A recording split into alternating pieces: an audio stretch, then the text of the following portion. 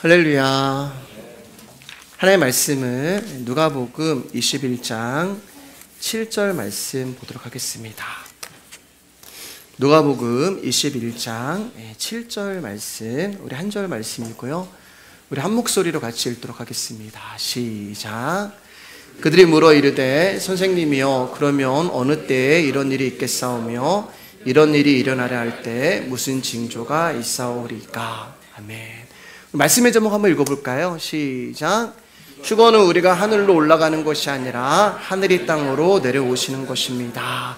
지난 시간에 우리는 예수님이 성전에서 나와서 아름다운 돌과 헌물로 치장된 성전을 향하여 날이 이르면 돌 하나도 돌 위에 남지 않고 다 무너진다고 하신 말씀에 숨겨진 복음에 대하여 나누었습니다. 예수님이 성전에서 나오셨다는 것은 언약궤 되시는 예수님이 나오신 것입니다. 다시 말해서 말씀이 성전에서 나오신 것입니다. 말씀이 없는 성전은 더 이상 성전이 아니에요. 왜냐하면 하나님의 임재가 없기 때문에 그렇습니다. 그래서 말씀이 없는 성전은 가짜 성전이고 말씀이 없는 성전은 껍데기만 있는 성전이 되는 것입니다. 그래서 성전이 심판을 당하게 되는 거예요. 왜냐하면 그 성전에 예수가 없기 때문에 그렇습니다. 자, 그런데 사람들의 관심이 어디 있냐면 어느 때에 어떤 징조에 있다는 거예요. 우리는 징조, 표적 이런 거 굉장히 참 좋아하잖아요. 왜냐하면 그게 우리의 관심이기 때문에 그렇습니다. 그래서 말씀을 들으면서 그럼 앞으로 어떤 일이 일어나겠습니까? 앞으로 우리 가족은 어떻게 되겠습니까? 앞으로 내 남편은 어떻게 되고 앞으로 내 자녀는 어떻게 되겠습니까? 앞으로 이 일은 어떻게 되고 앞으로 이 사람은 어떻게 되겠습니까? 이게 우리의 관심이에요. 어떤 징조에 우리는 관심이 있습니다. 앞으로 나는 어떻게 될까요? 여기에 우리의 마음과 관심이 있다는 것입니다. 오늘 본문에 나오는 이 사람들 역시 예수님의 말씀을 들으면서 종말의 때와 징조를 미리 안다면 내가 그 종말을 피해서 몸을 안전한 곳으로 숨길 수 있지 않을까, 그렇게 생각을 한 거예요. 그래서 예수님께 어느 때에 어떤 징조가 있겠습니까? 라고 물어보는 거예요. 그러니까 여러분, 우리라는 존재는 예수님의 말씀이 무엇을 의미하는가에는 관심이 있는 것이 아니라 나의 구원에만 초점을 맞추고 있는 자들이라는 것입니다. 그런데 여러분, 신앙생활의 목적이 자기 구원이 아니라 하나님의 영광이 되어야 하는데, 만약 하나님의 영광보다 자기의 구원의 목적을 둔 신앙이라면 보이는 것에만 마음을 빼앗길 수밖에 없고 끌릴 수밖에 없어요. 그래서 이 사람들 역시 눈에 보이는 징조와 때에 마음을 빼앗기게 되는 것입니다. 자, 그럼 마지막 날에 무슨 징조가 있겠습니까? 라고 하는 사람들의 물음에 예수님이 무엇라 말씀하시는지 그 답을 들어보도록 하겠습니다. 8절에서 11절입니다. 조금만 더 올려주세요. 8절에서 11절입니다. 시작. 이르시되 미혹을 받지 않도록 주의하라. 많은 사람이 내 이름으로 와서 이르되 내가 그러하면 때가 가까이 왔다 하겠으나 그들을 따르지 말라. 난리와 소의 소문을 들을 때에 두려워하지 말라. 이 일이 먼저 있어야 하되 끝은 곧 되지 아니하리라. 또 이르시되 민족이 민족을 나라가 나라를 대적하여 일어나겠고 곳곳에 큰 지진과 기근과 전염병이 있겠고 또 무서운 일과 하늘로부터 큰 징조들이 있으리라. 여러분, 기독교 2000년 동안 사람들의 가장 큰 관심은 언제 예수님이 재림하시고 언제 종말이 오냐는 거예요. 제가 중학생 때 교회 선배한테 휴거라는 책을 이렇게 선물을 받아서 읽어봐, 그래서 그 책을 받아서 읽었던 적이 있습니다. 그때는 뭐 유튜브나 이런 것들이 없을 때잖아요. 근데 그 책을 그 어린 나이에 읽어가는데 너무 무서운 거예요. 예. 혹시 읽어보신 분 계신가요? 예. 너무 무서운 거예요. 그 휴거라는 책이. 당장 예수님이 그날 밤에 오실 것 같고 그 책의 내용이 이루어질 것 같았습니다. 당시에 휴거라는 책뿐만 아니라 그와 비슷한 내용의 책들이 많이 있었고 많은 책들을 읽었어요. 제가 제목이 정확하게 기억이 나지 않지만 표라고 하는 한 글자로 된 책도 제가 읽어봤었고, 그리고 천년왕국의 진실, 구름 타고 오시는 예수, 뭐 이런 이제 내용의 그런 제목의 책들을 많이 읽었습니다. 그리고 그 책을 읽을 때마다 여전히 무섭고 두려웠어요. 그래서 제가 그때 신앙생활 진짜 열심히 했어요. 예. 그 학생 때부터 해가지고 열심히 했어요. 제가 그 어린 나이에 교회 모든 예배에 다 참석을 했고, 교회에서 부흥회를 하면은 맨 앞자리에 앉아가지고 박수 열심히 쳤고요. 권사님들 따라가지고 뭔지도 모르지만 막 철야하고, 바른 생활하고, 거짓말 안 하고, 착하게 살려고 노력하고. 제가 그때 얼마나 신앙생활을 열심히 했냐면 그 증거가 있는데, 교회에서 주는 상이라는 상은 제가 다 받았어요. 암송상, 전도상, 봉사상. 여러분 그 쉬운 일이 아닙니다, 여러분. 여러분, 제가 왜 그렇게 신앙생활을 열심히 했을까? 예수님을 너무 사랑하기 때문일까요? 아니에요, 여러분. 무서워서 그렇게 한 거예요. 휴거돼야 하는데 나 지옥 가면 안 되니까 그게 너무 무서워서 열심히 신앙생활을 했던 것입니다. 그런데 당장이라도 예수님이 오실 것 같았는데 안 오시는 거예요. 예배당에 있으면 저기 위에서 길룡아라고 에코가 빵빵하게 들어가서 그런 음성이 들릴 줄 알았는데, 그래서 긴장하면서 예배를 드리는데 저를 안 불러주시는 거예요. 그래서 성경에 있는 마지막 날 징조와 때를 또 열심히 공부를 했습니다. 유럽의 대통령이 적그리스도다. 뭐 666, 천년왕국의 전쟁과 기근과 난리와 소문, 그런 징조를 보는데 그 당시 때 그런 게 있었거든요. 주님이 오실 것 같았어요. 근데 중학교 때 안 오셨어요. 고등학교 때도 주님 언제 오시나 신앙생활 하는데 하나님이 고등학교는 나와야지. 안 웃기시는군요. 네. 고등학교는 나오라고 하시는 건지 그때도 예수님이 안 오셨습니다. 그래서 청년이 되었어요.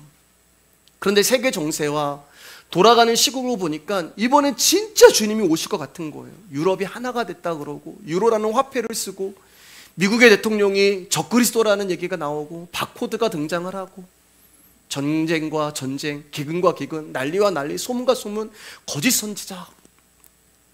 여러분, 제가 청년 때 얼마나 열심히 신앙생활을 하고 예배를 드렸냐면은 손바닥에 있는 세균이 다 박살이 날 때까지 박수 치면서. 안 웃기시는군요. 네.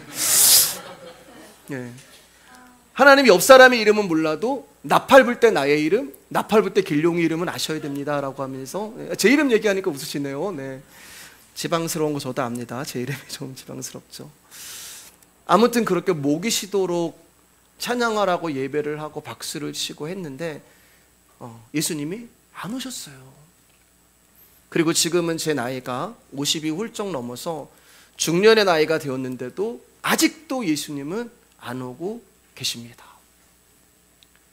그러니까 하나님이 저에게 말씀의 은혜를 부어주셔서 성경이라는 복음을 깨닫기 전까지 저의 신앙생활의 관심은 어디에 있었냐? 예수님의 복음이 아니라 때와 징조와 전쟁과 기근과 난리와 소문과 거짓 선지자와 적그리스도에 있었단 말이에요.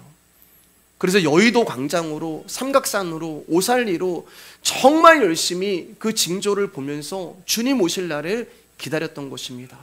사랑해서가 아니라 뭐라고요? 휴거 안 되면 안 되니까 무서워서 그렇게 신앙생활을 했어요.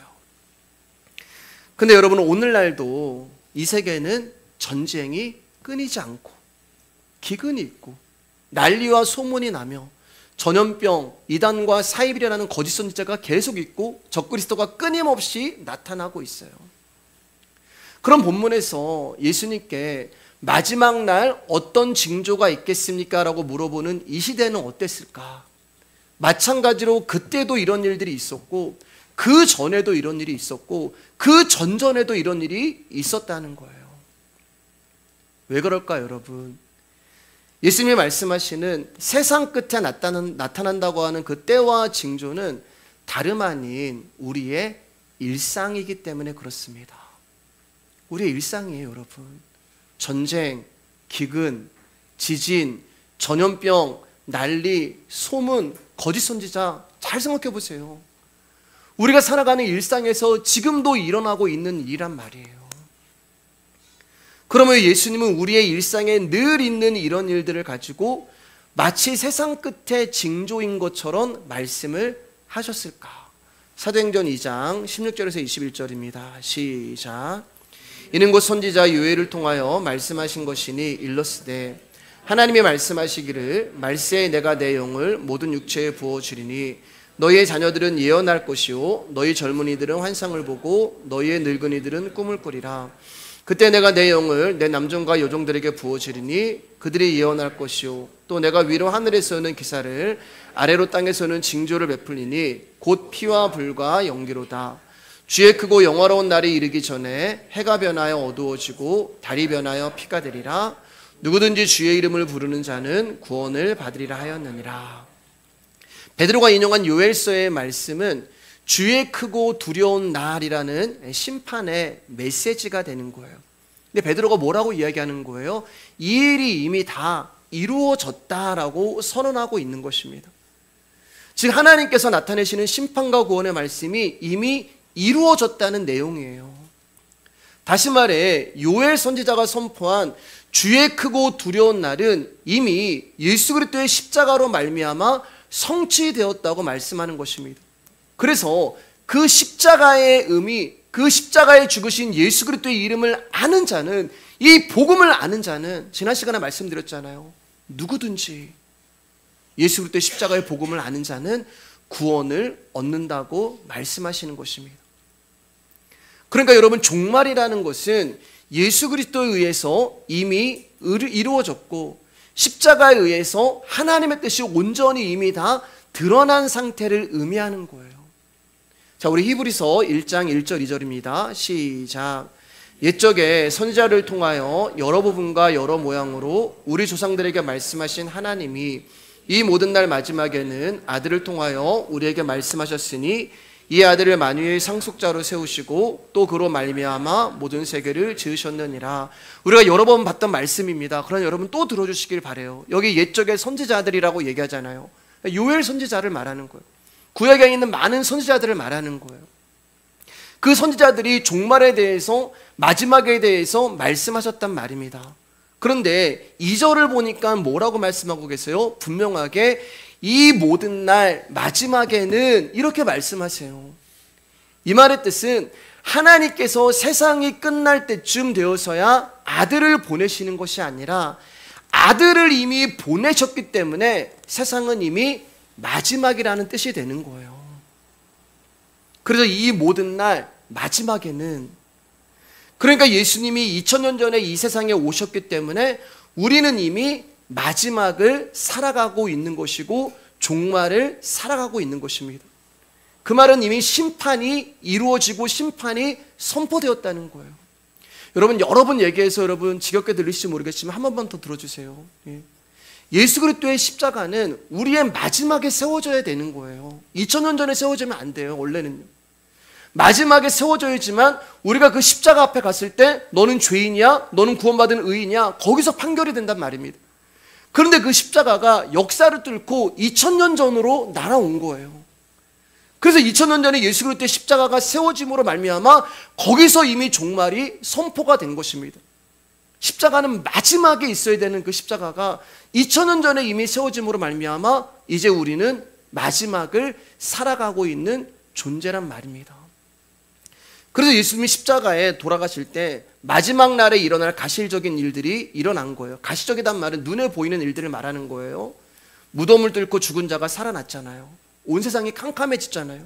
이 모든 것들이 마지막에 있을 일들인데 그것이 역사를 뚫고 2000년 전에 세워진 예수 그리스도의 십자가로 인해서 거기에 가시적인 일들이 일어났단 말입니다. 그러니까 이미 2000년 전에 마지막 종말이 선포가 된 거예요. 그러니까 시한부 종말론자들처럼 몇 년, 몇 월, 몇 시에 이 땅에 종말이 오는 것이 아니라 이미 2000년 전에 아들이 이 땅에 오셨기 때문에 심판이 시작되었고 저와 여러분들은 이미 마지막을 살아가고 있는 자들이란 말입니다. 그래서 종말에 일어나는 그 징조의 일들이 우리의 일상에서 지금 항상 일어나고 있는 거예요. 왜냐하면 지금이 은혜 받을 만한 때요, 지금이 구원의 날이기 때문에 그렇습니다. 요한복음 5장 24절 25절 28절 29절입니다. 시작. 내가 진실로 진실로 너희에게 이르노니 내 말을 듣고 또 나 보내신 이를 믿는 자는 영생을 얻었고 심판에 이르지 아니하나니 사망에서 생명으로 옮겼느니라. 진실로 진실로 너희에게 이르노니 죽은 자들이 하나님의 아들의 음성을 들을 때가 오나니 곧 이때라. 듣는 자는 살아나리라. 이를 놀랍게 여기지 말라. 무덤 속에 있는 자가 다 그의 음성을 들을 때가 오나니 선한 일을 행한 자는 생명의 분할로 악한 일을 행한 자는 심판의 부활로 나오리라. 죽은 자들이 하나님의 아들의 음성을 들을 때가 오나니, 무덤 속에 죽어있는 자들이 그 음성을 듣고 살아날 때가 오나니. 여러분, 죽은 자들은 누구를 말하는 거예요? 지금 죽어서 무덤에 있는 자들을 말하는 게 아닙니다. 죽은 자들은 바로 저와 여러분을 말하는 거예요. 에베소 2장 1절입니다. 크게 시작. 그는 허물과 죄로 죽었던 너희를 살리셨도다. 우리가 허물과 죄로 죽은 존재란 말입니다. 죽은 자는 들을 수가 없어요. 죽은 자가 어떻게 들을 수가 있겠습니까? 그런데 지금 죽은 저와 여러분들이 하나님의 말씀을 듣고 있다는 말이에요. 지금 죽은 저와 여러분들이 하나님의 음성을 지금 듣고 있다는 말이에요. 그럼 이 말은 무슨 말이에요? 그는 허물과 죄로 죽었던 저와 여러분들을 살리셨도다. 우리가 살아났기 때문에 그분의 음성이 들리고 있는 거예요. 예수의 생명이 허물과 죄로 죽었던 너희를 살리셨기 때문에 저와 여러분들이 그분의 말씀이 들리고 있는 것입니다. 허물과 죄로 죽은 우리 안에 그분의 사랑이신 아들의 생명이 들어오므로 우리가 생명을 얻게 된 거예요. 죽은 자들에게 생명을 집어넣으시고 그분의 말씀을 듣게 해주시는 것입니다. 그러니까 여러분, 적어도 내가 지금 하나님의 복음이 나에게 들리고 믿어진다는 것 자체가 나는 살아있는 자요, 나는 구원을 받은 자라는 증거가 되는 것입니다. 그래서 하나님 나라가 어디에 있습니까? 라고 물어보는 바리새인들 가운데 하나님 나라는 여기 있다 저기 있다 할 것이 아니요 너희 안에 있느니라. 바리새인들이 말씀드렸잖아요. 바리새인들이 지금 예수님을 삥 둘러싸고 공격을 하고 있는 거예요. 하나님 나라가 어디 있어? 죄송합니다. 하나님 나라가 어디 있어? 근데 예수님 뭐라고 얘기해요? 너희 안에, 지금 바리새인들이 삥 둘러싸고 있는 그 안에 예수님이 있었단 말이에요. 하나님 나라는 너희 안에 있느니라. 무슨 말이에요? 우리 안에 임재하신 그 예수 그리스도가 하나님 나라라고 말씀하고 계시는 거란 말입니다. 우리 안에 있는 하나님 나라가 우리 안으로 침노하셨기 때문에 저와 여러분들이 살아난 거예요. 그러니까 여러분, 예수님은 이미 우리 안으로 재림하신 거란 말이에요. 언제 주님이 오시나 라고 먼 산 보고 있는 것이 아니라 그분은 이미 우리 안으로 임재하셨고 재림하셨단 말입니다. 그러니까 여러분, 내 안에 있는 예수로 구원을 확인하지 못하는 사람은 언제 주님 다시 오시나 하며 징조와 때에만 관심을 갖고 있는 거예요. 내 안에 있는 예수로 구원을 확신해야지 자꾸 다른 것으로 구원의 확신을 확인하려고 하면 안 되는 것입니다. 우리는 나중에 주님이 공중재림할 때 무덤에서 그분의 음성을 듣는 것으로 아는데 죽은 자들이요. 아니에요, 여러분. 말씀에 뭐라고 기록되어 있어요? 죽은 자들이 하나님의 음성을 들을 때가 오나니 곧 이때라. 이때, 지금이라는 거예요. 지금 여러분들이 복음을 듣고 계시잖아요. 죽어있는 저와 여러분들이 하나님의 음성을 듣고 있잖아요. 이때라는 것은 예수를 믿는 모든 사람에게 해당되는 단어입니다. 이때라는 것은 창세전에 하나님이 선택하시고 구원하신 모든 백성을 말씀하는 거예요. 아브라함 시대도 이때였고요, 이삭과 야곱의 시대도 이때에 해당되는 사람입니다. 그래서 성경은 옛날 이야기가 아니란 말이에요. 아브라함을 먼 옛날에 있었던 이야기 아니요, 아브라함의 이야기가 그래서 나의 이야기고 야곱의 이야기가 나의 이야기고, 그래서 성경은 하나님과 나의 이야기라고 말씀을 드리는 거예요. 아브라함 시대도 이때였고요, 이삭과 야곱의 때도 이때였고요, 구약과 신약에 해당되는 모든 자들도 이때였고요, 1세기의 말씀을 읽고 듣고 있는 자들에게도 이때였고요, 2세기의 말씀을 듣고 읽던 자들에게도 이때였단 말입니다. 즉 말씀이 들리는 모든 시대에 예수로부터 구원을 받은 사람들은 이때가 되는 거예요. 왜냐하면 이때라 함은 육신적으로 죽은 자가 아니라 하나님 앞에 말씀으로 죽은 자이며 말씀으로 살아난 자들에게 하시는 말씀이기 때문에 그렇습니다. 우리 죽음의 자리는 그분의 말씀이 찾아오는 자리예요. 나는 사망인데 그분의 말씀이 나를 찾아오셔서 내가 생명이 된 것입니다. 언제요? 이때라. 우리가 날마다 사망하는 그 자리는 주님의 말씀이 찾아오셔서 날마다 우리를 부활케 하시는 주님의 사역의 자리가 되는 거예요. 그래서 기독교인에게는 사망이 중요한 거예요. 종교는 죽는 이야기 하지 말자고 이야기합니다. 그래서 종교에는 부활의 영성이 없는 거예요. 그저 부활절 하루를 지키는 것으로 사망을 덮으려 합니다. 여러분, 우리가 오늘도 예배 자리에 나와서 열심을 내고 모이는 이유는 하나밖에 없어요. 이 예수 그리스도를 알아가는 것입니다. 예수님을 알아가기 위해서 우리가 모인 것이고, 그분을 더 알아가기 위해서 우리가 원함으로 이 자리에 온 것이고, 그렇기 때문에 죽은 저와 여러분들이 할 수 있는 딱 한 가지는 아들의 음성, 그분의 말씀을 듣는 것 말고는 전혀 없다는 거예요. 데살로니가전서 4장 16절 18절입니다. 시작. 주께서 호령과 천사장의 소리와 하나님의 나팔 소리로 신이 하늘로부터 강림하시리니 그리스도 안에서 죽은 자들이 먼저 일어나고 그 후에 우리 살아남은 자들도 그들과 함께 구름 속으로 끌어올려 공중에서 주를 영접하게 하시리니 그리하여 우리가 항상 주와 함께 있으리라. 그러므로 이러한 말로 서로 위로하라. 여기 이제 많은 분들이 17절의 말씀, 공중에서 구름 속으로 이제 끌어올려 공중에서 주를 영접한다, 이 말씀을 가지고 휴거라는 이야기를 합니다. 여기 구름 속으로 끌어올려라고 하는 이 단어는 하르파조라고 하는 단어가 되는데, 어떤 힘에 의해 강제로 끌어올림을 당한다, 어떤 힘에 의해 강제로 데려감을 당한다라는 그런 뜻을 가지고 있어요. 이것을 우리가 이제 한국어로 한자로 번역해서 휴거, 그렇게 이야기를 합니다. 하르파조라는 단어에서 나왔어요. 어떤 힘에 의해 강제로 데려감을 당한다. 근데 이 하르파조라는 단어가 라틴어 성경어로 번역이 되면서 라피오라는 단어로 바뀌었고, 이 라피오라는 단어 역시 강제로 끌고 가다라는 그런 의미가 있습니다. 그리고 이 라피오라는 단어의 과거 분사 형태에서 랩처라고 하는 영어 단어가 나왔는데, 그 뜻이 황홀함, 무아지경이라는 뜻이 돼요. 랩처라고 하는 단어 안에 숨겨져 있는 뜻이 휴거가 되는 거예요. 그래서 그때부터 사람들이 휴거라는 단어를 이제 쓰기 시작했어요. 자, 그럼 휴거는 뭐냐? 제가 아까 휴거 열심히 읽었다고 했잖아요. 하나님 날 부르시면 저 올라가야 되기 때문에. 여러분, 휴거는 뭐냐? 예수님이 재림하시면 우리가 공중으로 올라가서 주님을 만나는 게 아니에요. 여기 보면 하르파조가 뭐라고 말씀드렸어요? 강제로 데려감을 당한다. 어떤 힘에 의해서.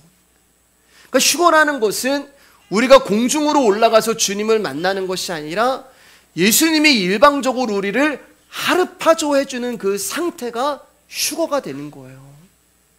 그분은 우리를 일방적으로 선택해 주셨잖아요. 강제잖아요, 여러분. 우리가 원하지 않는데 너는 내 거야 라고 우리를 선택해 주셨단 말입니다. 우리를 찾아오셨어요. 일방적으로 찾아오시고 강제로 선택해 주시고 강제로 우리를 만나주시는 그 하르파조가 바로 휴거가 되는 거예요. 근데 그 상태가 어떻다고요, 여러분? 주님을 만나는 그 상태가 어떻다고요? 황홀하고 무아지경이라는 뜻이 되는 것입니다. 그래서 오순절 마가의 다락방에 성령님이 당신이 택한 백성들을 강제로 찾아오셨을 때 그들이 술에 취한 것 같은 모습으로 황홀하고 무아지경의 상태를 성경에서 불의 여같이 갈라지는 것이 각 사람 머리에 임하더니 각 사람이 다 성령의 충만함을 받고 방언으로 말하기 시작하느라, 그렇게 표현하고 있는 거예요. 근데 사람들이 이 말씀을 왜곡해서 우리를 선택하시고 우리를 강제로 찾아오신 그 관계성의 의미를 두는 것이 아니라 그저 들림받는 장면에 꽂혀서 그 의미를 엉뚱한 곳에 두다 보니 성경에 나오지도 않은 휴거라는 단어를 만들어 성경과 맞지 아니하는 전혀 다른 개념을 내어놓고 가르치고 있는 것입니다. 하르파조. 어떤 강한 힘이 날 찾아오셔서 나의 입장과 나의 어떠함과 나의 의사와 나의 의지와 상관없이 말씀하시기를 넌 내 거야. 내가 너를 훔쳤다. 내가 너를 데려간다. 내가 너를 선택했다. 내가 너를 불렀다. 내가 너를 구원했다 하시면서 우리와 강제로 관계를 맺으시는 거예요. 그래서 하나님과 우리의 관계가 한 몸이라는 말씀을 하고 계시는 거예요. 이게 구름 속으로 끌어올려 공중에서 주를 영접하게 하시리라고 하는 말씀의 진리가 되는 것입니다. 구름이라는 단어는 지난 시간에 말씀드리기를 하나님의 임재와 영광이라고 말씀드렸잖아요. 그러니까 하늘이신 예수 그리스도가 땅인 우리에게 임재하셔서 우리는 못 가요. 여러분, 죽은 자들이 어떻게 올라갈 수가 있어요? 하늘이신 예수님이 땅인 우리에게 임재하셔서 당신의 영광으로 우리의 신분을 바꾸어서 저와 여러분들을 사망에서 생명으로 바꾸어 주님을 영접하게 되는 이 복음이 바로 휴거라는 말이에요. 마태복음 24장 40절 41절, 누가복음 17장 34절입니다. 시작. 그때 두 사람이 밭에 있음에 한 사람은 데려가고 한 사람은 버려둠을 당할 것이요, 두 여자가 맷돌질을 하고 있음에 한 사람은 데려가고 한 사람은 버려둠을 당할 것이니라. 내가 너희에게 이르노니 그 밤에 둘이 한 자리에 누워 있음에 하나는 데려감을 얻고 하나는 버려둠을 당할 것이요. 우리는 예수님이 재림하실 때 예배당에 모여서 기도하다가 혹은 예배를 드리다가 혹은 찬송을 부리다가 혹은 착한 일을 하다가 주님의 재림을 맞이했으면 좋겠다라고 하는 얄팍한 잔머리를 굴리는 사람들입니다. 근데 여기 보시면 어떻게 돼 있어요? 마지막 날에 사람들이 뭐 하고 있어요? 예배당에 있었나요? 마지막에 한 사람은 예배당에 있고 한 사람은 일하고 있었나요? 아닙니다, 여러분. 마지막 날에 둘 다 밭에서 일을 하고 있었고 둘 다 맷돌을 갈고 있었고 또 둘이 한 자리에 누워 있었단 말이에요. 자, 그러면은 밭에서 일을 하고 맷돌을 갈고 잠을 자는 게 뭐예요? 우리의 일상이란 말이에요. 둘 다 주어진 하루를 열심히 살아간 것입니다. 열심히 밭에서 일을 하고 열심히 맷돌을 돌리고 그리고 피곤해서 이제 잠에 든 거예요. 일상을 살아간 거예요. 자, 근데 주님이 오셨는데 밭에서 일한 사람 한 사람은 데려감을 당하고 한 사람은 버려둠을 당합니다. 맷돌질 한 사람은 데려감을 당하고 한 사람은 버려둠을 당하는 거예요. 잠자리에 누운 한 사람은 데려감을 당하고 한 사람은 버려둠을 당하는 거예요. 그래서 많은 사람들이 이 말씀을 가지고 봐라, 하나님이 언제 우리에게 재림하셔서 우리가 휴거가 될지 모르니까 우리는 졸지 말고 깨어 있어야 한다라고 이야기를 합니다. 근데 여러분, 잠 못 자면 주님 오시기 전에 우리가 먼저 가는 거 아시죠? 예. 어떻게 우리가 24시간 동안 깨워서 죽어요? 어떻게 우리가 그렇게 주님을 기다릴 수가 있어요? 그런 뜻이 아니란 말입니다. 성경은요. 슬기로운 다섯 처녀도 잠들었고요, 미련한 다섯 처녀도 잤어요. 둘 다 잤어요. 근데 신랑이 오셔가지고 둘 다 잤는데 슬기로운 다섯 처녀 너는 깨어 있었어. 잤거든요. 근데 신랑이 인정해 주시는 거예요. 너는 깨어 있었어. 제가 예전에 부목사 시절에 새벽 예배를 깜빡 잠들어서 나오지 못했습니다. 당시 섬기던 담임 목사님이 새벽 예배를 엄청 강조하시는 분이었는데 9시에 교회 출근하면서 8시 50분 때까지 제 기도 제목은 주님이 오셨으면 좋겠다. 그게 제 기도 제목이었어요. 왜냐면 제가 이제 회의하면서 혼날 게 뻔했거든요. 안 오시더라고요. 그때도 안 오셨어요. 네. 그래서 이제 9시에 모여서 회의를 하는데 아니나 다를까 담임 목사님이 김 목사 오늘 새벽 예배 왜 안 나왔나? 이렇게 물어보셨어요. 그럴 땐 여러분 솔직하게 대답하는 게 드론나는 거잖아요. 죄송합니다. 너무 피곤해서 늦잠을 잤습니다 라고 답을 했습니다. 불호령 소리를 들을 줄 알았어요. 여러분, 이 불호령 소리, 나팔 소리, 대사를 듣는 거, 그건 나한테만 들리는 소리예요, 여러분. 저한테만 불호령 소리가 들릴 줄 알았는데 뭐라고 말씀하시냐면은, 그래, 피곤하면 못 나올 수도 있지, 괜찮아, 이렇게 말씀을 해주시는 거예요. 여러분, 그 순간 저를 묶고 있는 온갖 그 악한 사단의 매임에서 자유가 찾아오는 경험을 했어요. 저가 새벽 예배 안 나와서 잘못한 게 맞는데 그 담임 목사님의 한마디 모든 것이 다 풀려버리는 거예요. 사랑하는 여러분은 우리의 신랑이신 예수님이 괜찮다고 하시면 괜찮은 거예요. 아멘인가요? 너는 깨어 있었어. 그럼 깨어 있는 거예요. 우리 신랑이요. 슬기로운 다섯 처녀도, 미련한 다섯 처녀도 신랑을 기다리지 못하고 잠들었단 말입니다. 근데 신랑이 와서 이야기하기를 슬기로운 다섯 처녀 가운데는 너는 깨어 있었다.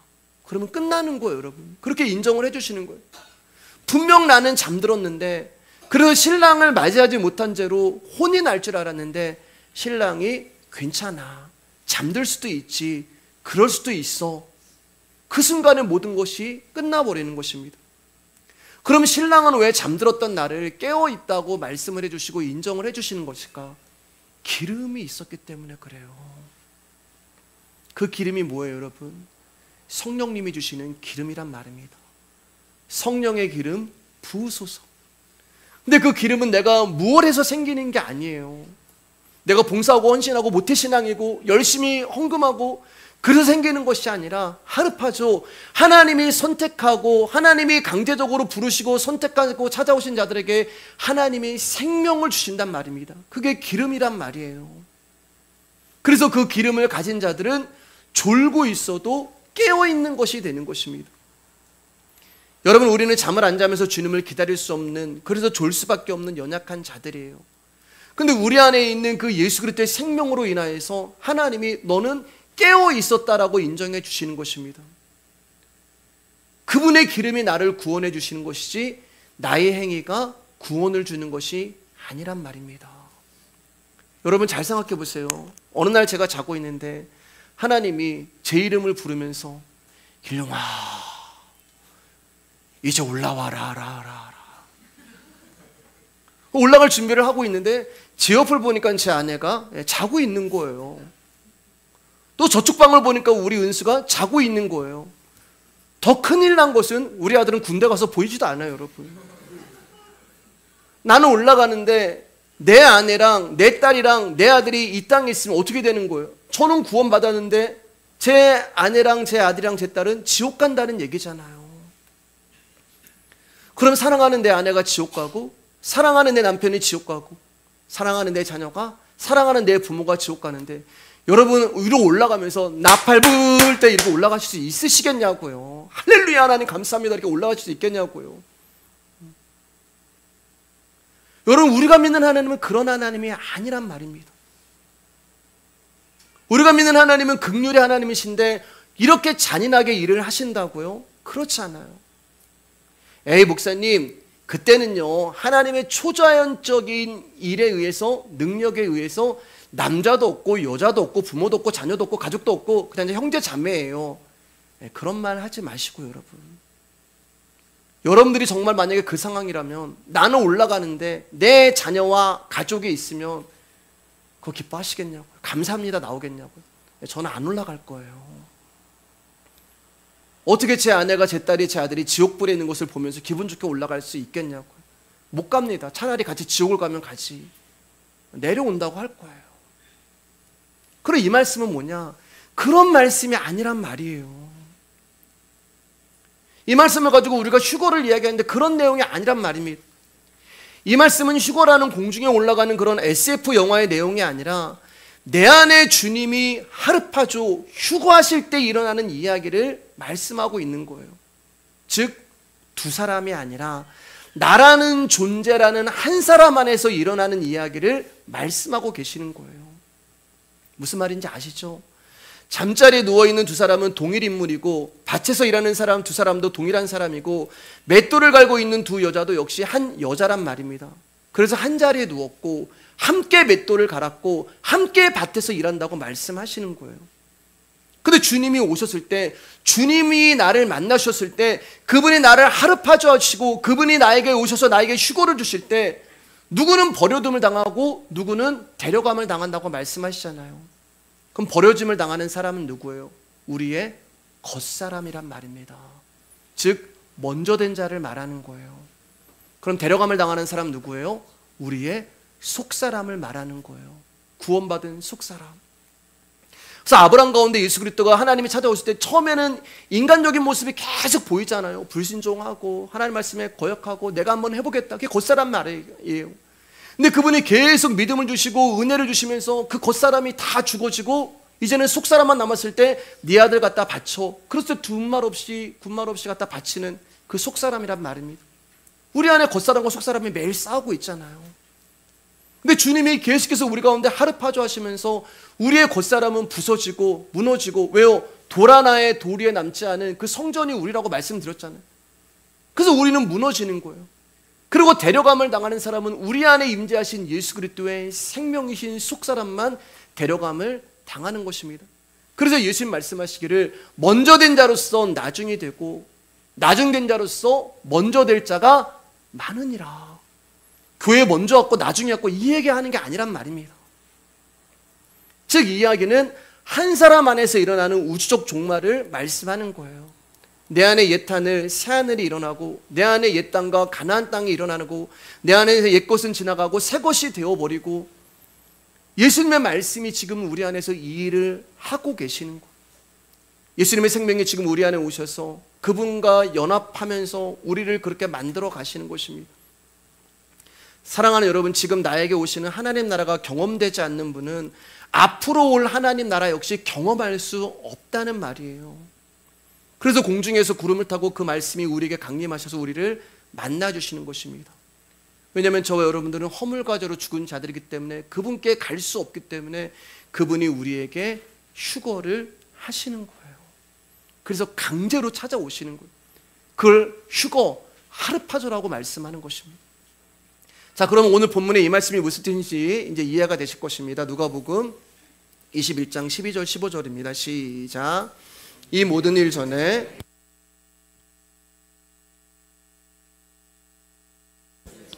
임금들과 집권자들 앞에 끌려가려니와 이 일이 도리어 너희에게 증거가 되리라. 그러므로 너희는 변명할 것을 미리 궁리하지 않도록 명심하라. 내가 너희의 모든 대적이 능히 대항하거나 변박할 수 없는 구변과 지혜를 너희에게 주리라. 마지막 날에 사람들 앞에서 무엇을 말할까 염려하지 말라고 말씀하시는 거예요. 마지막 날은 오늘이란 말입니다. 이 말은 무슨 변명을 해서 위기 상황을 빠져나올까를 이야기하시는 게 아니에요. 우리에게는 이미 할 말이 있다는 것입니다. 그런데 그 말은 나의 말이 아니라 나를 찾아오신 말씀이 그분이 구변과 지혜로 말씀하시는 거예요. 제가 우리 성도님들께 종종 듣는 이야기가 있어요. 목사님, 제가 누구랑 이야기를 하는데 제가 목사님이 말씀하신 그 말씀을 전하고 있더라고요. 목사님, 제가 누구랑 이야기하는데 제가 복음을 이야기하고 있고 내가 누구랑 이야기하고 있는데 제가 말씀을 증거하고 있고 설교 때 들었던 그 말씀이 제 입에서 나오더라고요. 우리 안에 있는 진리의 말씀이 마지막 날 일상인 오늘 우리 안에서 그 일을 하시는 거예요. 우리를 찾아오셔서 우리를 소유하신 것입니다. 그래서 우리가 성령의 검, 곧 하나님의 말씀을 갖게 된 거예요. 말씀하시잖아요. 너희는 성령의 검 하나님의 말씀을 가져라. 그래서 예수님 말씀하시기를 내가 온 것은 화평을 주러 온 것이 아니라 검을 주러 왔다 말씀하잖아요. 검이 뭐라고 여러분? 성령의 검, 곧 하나님의 말씀을 주러 왔다라고 하나님이 말씀하시는 것입니다. 자, 이제 출애굽기 말씀 읽으면서 말씀을 마치도록 하겠습니다. 출애굽기 3장 1절에서 5절입니다. 시작. 모세가 그의 장인 미디안 제사장 이드로의 양떼를 치더니 그떼를 광야 서쪽으로 인도하여 하나님의 산 호렙에 이르매 여호와의 사자가 떨기나무 가운데로부터 나오는 불꽃 안에서 그에게 나타나시니라. 그가 보니 떨기나무에 불이 붙었으나 그 떨기나무가 사라지지 아니하는지라. 이에 모세가 이르되 내가 돌이켜 가서 이 큰 광경을 보리라. 떨기나무가 어찌하여 타지 아니하는고 하니 그때 여호와께서 그가 보려고 돌이켜 오는 것을 보신지라. 하나님이 떨기나무 가운데서 그를 불러 이르시되 모세야 모세야 하시매 그가 이르되 내가 여기 있나이다. 하나님이 이르시되 이리로 가까이 오지 말라. 내가 선 곳은 거룩한 땅이니 내 발에서 신을 벗으라. 여러분, 제가 오늘 말씀을 전하면서 제가 휴거 안 될까 봐 얼마나 신앙생활 열심히 했는지 말씀을 드렸습니다. 내가 어떻게 살아야 하나님이 기뻐하실까? 내가 어떻게 살아야 하나님이 영광을 받으실까? 내가 어떻게 하면 내 주변을 거룩하게 하고 내가 있는 곳을 거룩하게 할까? 이런 고민을 어린 시절부터 고민하며 살아왔어요. 왜냐하면 저는 어린 시절부터 듣는 말씀이 다 이런 메시지였기 때문에 그렇습니다. 하나님의 기쁨이 되어야 한다. 하나님의 영광이 되어야 한다라는 메시지를 듣고 자라왔어요. 근데 여러분, 그게 안 된단 말이에요. 그렇게 살아보려고 애쓰고 노력하지만 그 삶이 안 사라진단 말입니다. 저만 그런 게 아니잖아요, 여러분. 하나님의 기쁨을 위해서 살라는 말씀이 나를 변화시키지 못했고 하나님의 영광을 위해서 살라는 말씀이 나를 움직이지 못하는 거예요. 그 말씀이 나를 거룩하게 만들지 못했고 그 말씀이 이곳을 거룩하게 만들지 못했던 것입니다. 그런데 어느 날 거룩하게 살려고 하는 나의 애씀이 무너지는 날이 와요. 내가 하나님의 영광을 위해서 살아야지, 내가 거룩하게 살아야지, 내가 말씀대로 살아야지. 그게 근데 우리의 인생 내내 하나님 우리가 누시 너는 안 돼, 너는 또 무너져, 너는 또 실패해. 근데 어느 날 그 모든 것들이 무너지는 날이 와요. 나의 애씀이 무너지고 나의 힘씀이 무너지는 날이 옵니다. 그게 여러분 언제예요? 80세예요. 80세. 모세가 자기가 쓴 시편에 이런 고백을 했잖아요. 인생의 연수가 70이요 강건해야 80이다. 제가 월요일날 저희 이제 아버님 모시고 병원을 갔다 오셨는데, 저희는 저희 아버님 굉장히 건강하신 줄 알았거든요. 그래서 이제 심장내과를 계속 지금 몇 개월째 가면서 월요일마다 모시고 가고 있었는데, 굉장히 이제 아픈 소리를 들었어요. 아버님 이제 맥이 너무 느리게 뛴다. 그래서 인공 심장 박동기를 이제 달아야 된다, 그렇게 얘기를 하시더라고. 건강하신 줄 알았거든요. 그래서 제가 또 효자는 아니기 때문에 저희 아버님 나이가 이제 궁금하더라고요. 그래서 아버지 올해 몇 살이세요? 제가 이제 여쭤봤거든요. 네. 물론 저희 아버님 90이시더라고요. 네. 호적에 늦게 등록해서 원래 93세신데 그런 말씀 안 해주셔도 되는데, 예, 90이라고 얘기하시더라고요. 그때 무너지는 거예요. 예. 여러분, 모세가 얘기한 강건이라고 하는 80이라는 것은 우리의 숨이 멎는 그날을 이야기합니다. 그래서 지금 모세가 80세의 부름을 받는 거예요. 아, 여러분, 80세 하나님 부름 받았으니까 열심히 크게 아무것도 80세에 뭘 할 수가 있어요. 저희 아버님이 막 정말 젊었을 때는 막 산을 매일 올라갔다 내려갔다 하시고 운동을 많이 하셔가지고 막 너무 강간하셨던 분인데, 이제는 조금 걷다가 숨차가지고 앉으시고 조금 걷다가 숨차서 앉으시고. 여러분, 그 나이에 부름 받아서 뭘 할 수 있겠어요? 못해요. 근데 하나님이 그때 부르시는 거예요. 왜요? 죽어있는 모세를 찾아오신단 말입니다. 나라는 존재에 대한 절망과 한숨과 탄식과 좌절을 맛보는 그때, 나는 죽어서 이제 아무것도 할 수 없는 그때, 그게 80세란 말이에요. 하나님 나를 불쌍히 여겨주시는 진리의 순간을 깨닫게 되는 거예요. 그게 80이란 말입니다. 우리는 죽는 거예요. 근데 말씀이 죽은 자들 가운데 찾아가셔서 모세에게 생명을 주시고 모세를 살리시는 것입니다. 그래서 모세가 죽은 자에서 산자로 변화가 되는 거예요. 즉, 변화는 내가 애쓰고 노력하고 발버둥치고 이렇게 살아봐야지라고 해서 이루어지는 것이 아니라, 저와 여러분들을 떠나지 아니하시고 끝까지 지켜주시고 끝까지 용서하시는 예수 그리스도의 은혜를 알 때 이루어지는 것인데, 그때가 80이라는 거예요. 모세가 광야에서 떨기나무 가운데 불을 보게 됩니다. 떨기나무에 불이 붙었는데 떨기나무가 사라지지 아니하는 거예요. 떨기나무는 아무짝에도 쓸모없는 나무입니다. 그냥 굴러다니는 나무예요. 불 붙으면 확 사라지는 나무예요. 그 나무가 저와 여러분이잖아요. 아무것도 할 수 없고 아무짝에도 쓸모없이 죽어버린 그 80세의 모세, 저와 여러분이 바로 떨기나무란 말입니다. 그런데 그 떨기나무 가운데 하나님의 영이 임하셔서 불이 붙은 거예요. 성령님이라고 하는 불이 임하시는 것입니다. 모세가 그 신비한 모습을 보고 떨기나무 가까이 다가갑니다. 모세의 발이 그 나무에게로 한 걸음씩 다가가요. 모세가 가는 게 아니에요. 죽어있는 저와 여러분들은 휴거해서 공중으로 올라가는 게 아니라 그 떨기나무 되시는 예수 그리스도의 나무 십자가가 우리를 찾아오시는 것입니다. 하나님 나라가 모세를 끌어당기는 거예요. 그 휴거란 말이에요.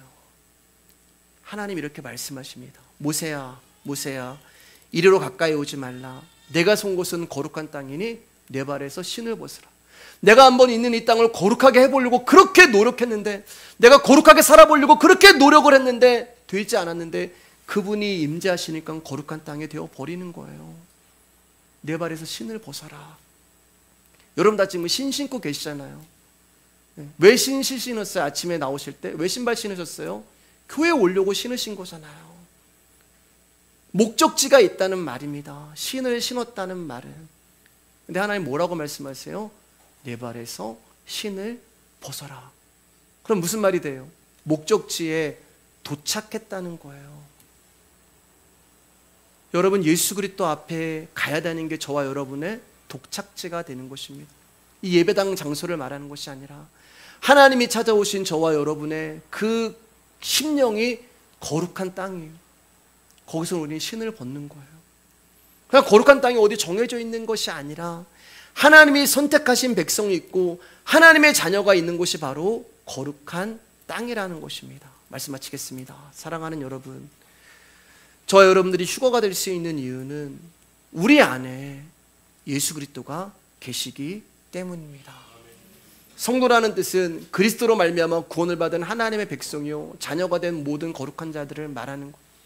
저와 여러분들이 성도가 될 수 있고 저와 여러분들이 휴거가 될 수 있는 이유는 하나님이 우리를 강제로 찾아오셔서 우리와 함께 하시기 때문에 그렇습니다. 하나님 함께 계시기 때문에 우리가 구원을 받았고 하나님이 함께 계시기 때문에 저와 여러분들이 천국 백성이 된 것입니다. 우리가 한 게 아무것도 없잖아요. 하루파죠. 우리가 한 게 아무것도 없잖아요. 그렇기 때문에 사랑하는 말씀에게 성도 여러분, 우리가 주님 앞에 가는 그날까지 저와 여러분들은 예수님만 배워가시면 돼요. 아멘이신가요? 예수님만 알아가시면 됩니다. 하나님 알고 예수님 알고 또 하나님 알고 또 예수님 알고 하나님 배워가고 또 예수님 배워가고 여러분 이것만 하다가 주님 앞에 가시면 돼요. 그러면 나라는 성전의 오른편에 앉아 계신 예수님이 저와 여러분의 인생의 목적지까지 우리를 인도해 가실 것입니다. 여러분 이것을 믿으시길 주님의 이름으로 축복합니다.